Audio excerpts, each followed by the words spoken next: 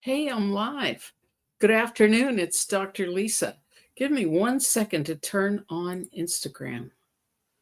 And if it goes crazy, I will start over just like yesterday.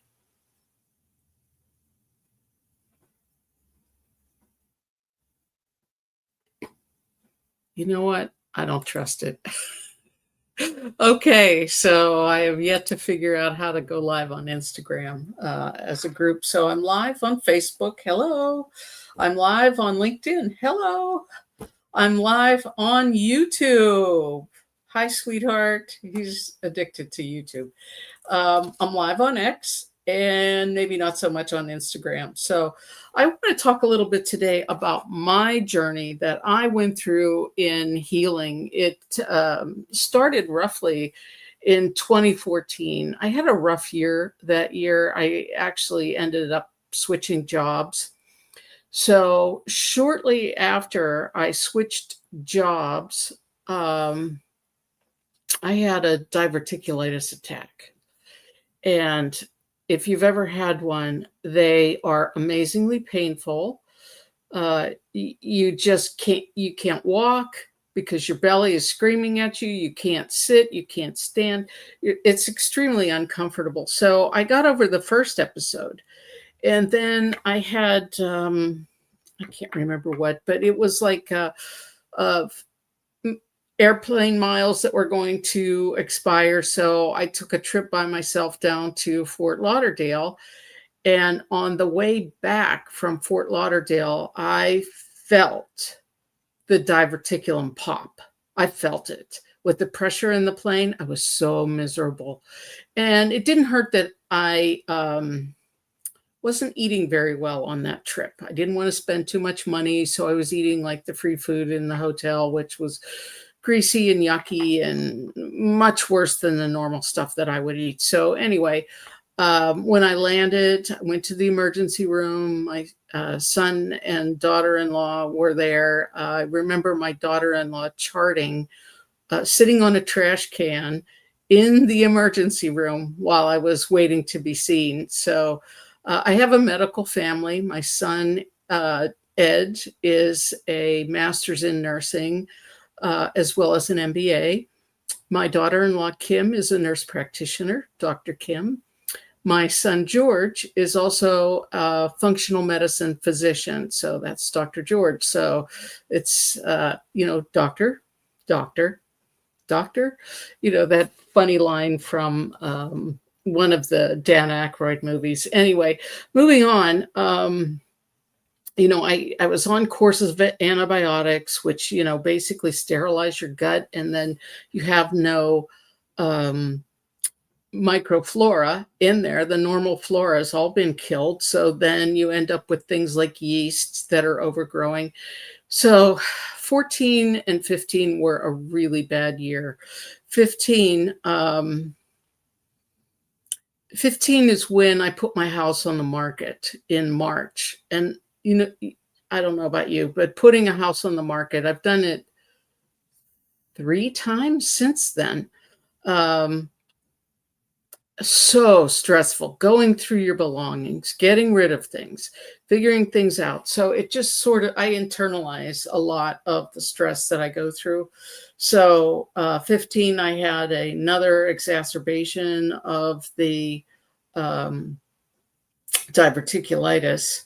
So it comes and goes for me with stress. But moving forward, what I realized at that point was that I was going to do any and everything that I could to heal.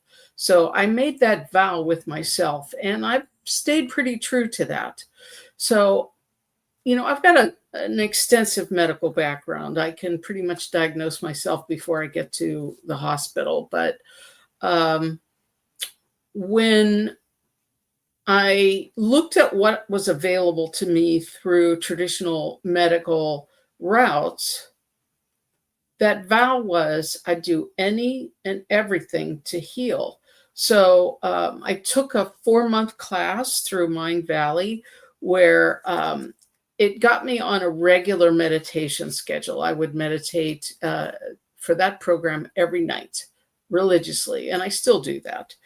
Um, and when I got to the point where I knew the meditations by heart and were able to anticipate the pauses from the speaker, I thought, oh, okay, it's not quite right. So, what I'll I'm not making much progress with this. So why don't I go to the source where this person trained, which was at Psychic Horizons in Boulder, Colorado. So they all knew who he was. He was on their board of directors for a while. And so I learned under the fabulous Mary Bell Nyman. And she has a certain degree of psychic intuition that can really help you figure out what's going on in your life. So, Mary Bell was an amazing teacher, and I took their course, How to Heal Yourself, and that was an amazing course. Um, but that got me into this energy medicine. I started with that MindValley course, a little bit about energy medicine, and then I was full into it with Psychic Horizons, and I graduated in January of 2019 from their program as a ordained minister. So that that's really a fun thing to be, is to be a minister. I took some advanced teaching with them, funerals, weddings, baptisms, and other things like that. So I've got a full library of resources for doing that, and I love that. And it's like to help someone at the end of their life, to help those who are left behind. That's one of my favorite things to do. So, so I'm living by myself in a beach house in North Carolina, and still searching. So I took James Van Praagh's energy healing certification, and I love that program as well.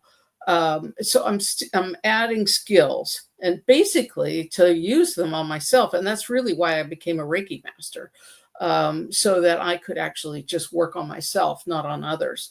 So James Van Praagh, I finished that program when I was in the beach house. And I started doing mindfulness. Is it mindfulness? No. I started doing beginner meditations at a little local bookstore in town. And I kept getting these messages. You need to teach this. You need to teach this. So when I saw an advertisement for a certification program for mindfulness meditation, I applied, and I was accepted. And that program started in February of 2019. It was a 2-year program, really extensive deep dive into mindfulness. And from that program, I started doing a mindfulness meditation in the morning and the other type of healing at night. Sometimes it's mindfulness and sometimes it's other types of meditations. But for the most part, that really got me into listening to that still small voice inside me, where, like just yesterday, as I was meditating, it said, you need beets. Just the word beets came up. I'm like, what do you mean beets? Red beets? So I begin to listen to that still small voice as it's guided me through my healing. So I graduated from the mindfulness meditation program in 21 and worked really hard to establish a mindfulness practice, to teach a group session on Thursday nights, and just various levels of that. I have a program called Mindfulness Meditation 101, but I use that mostly as a gift for those who have bought some of my bigger programs. But nevertheless, let's go back to graduating from mindfulness. So a couple of weird things happened. I got a great GI doctor here in Orlando. I mean, very thorough, understanding. He's probably George's age. So it's almost like he's treating his mom when he's talking to me, which I really appreciate. He's treating me as if I were his mom. So very thorough, understood the diverticulitis episodes, understood the celiac disease that I had, and other things that have been going on. So he did a CT of my abdomen as just part of his workup. And then I go back to see him. I didn't really look at the results on my chart, that app that they have, my chart. So I showed up and I expected him not to say too much. But then he says, "Who's taking care of that adrenal gland?" I'm like, "What adrenal gland?" He says, "You have a tumor on your left adrenal gland." Okay, I have a tumor.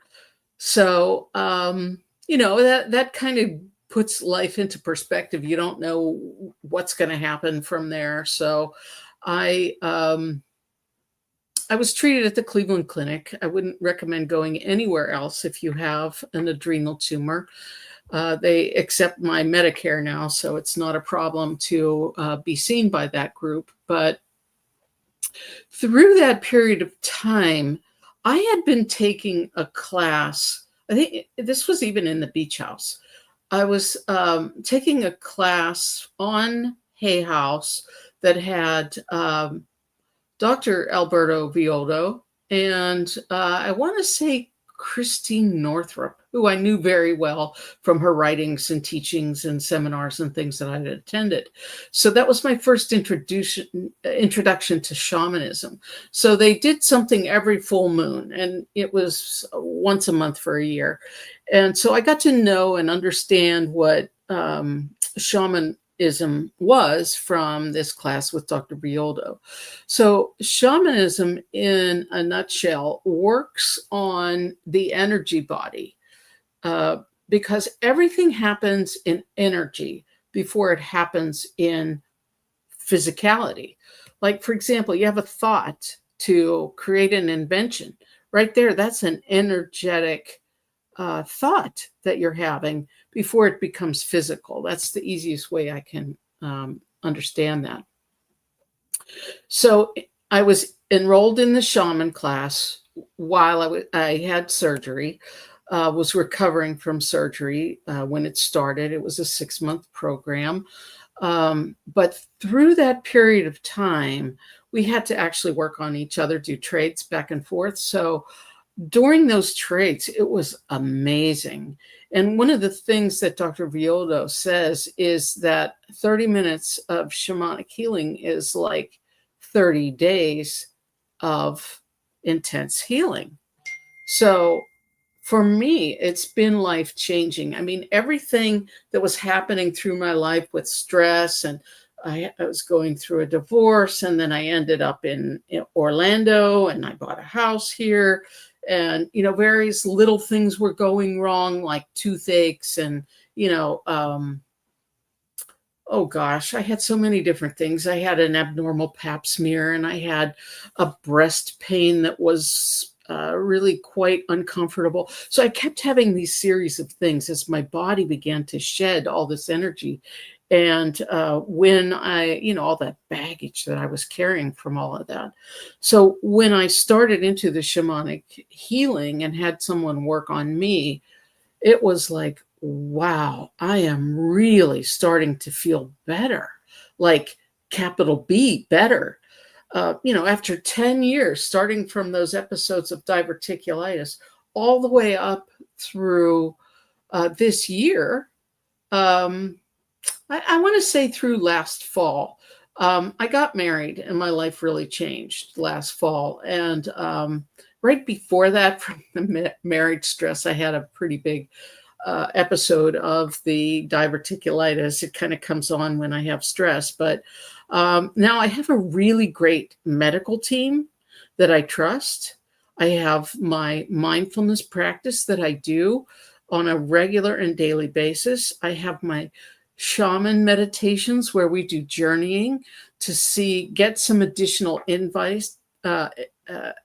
insight into what's going on. And I'm doing that on a regular basis. So I've created over this last 10 years a regular and daily practice. So for me, it really was life-changing, and things did move quickly. I always had a pain like between my shoulder blades, and this has been going on for years. And so one of the sessions was an extraction, and the person working on me found a spear, an energetic spear that was between my shoulder blades.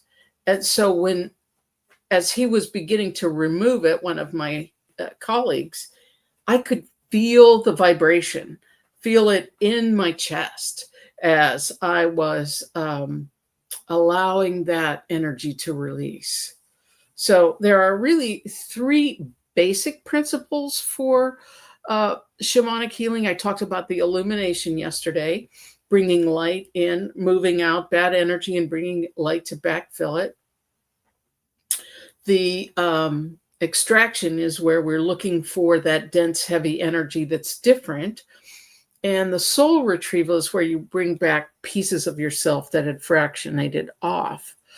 So moving on to the group healing, when people are gathered together, there's a shared energy, and it really up levels the healing that goes on. So the first group session will be this Saturday at 729 Community Center 729, which is at 729 Thornton Avenue in Orlando, right off East Colonial. The space holds a generous amount of people, but I did limit it so that everyone has a good experience and it's not overcrowded. If you're intending to come and attend, bring some comfort items. Bring a yoga mat, maybe a journal, water. A crystal is important. So a favorite stone or crystal will be really important to have.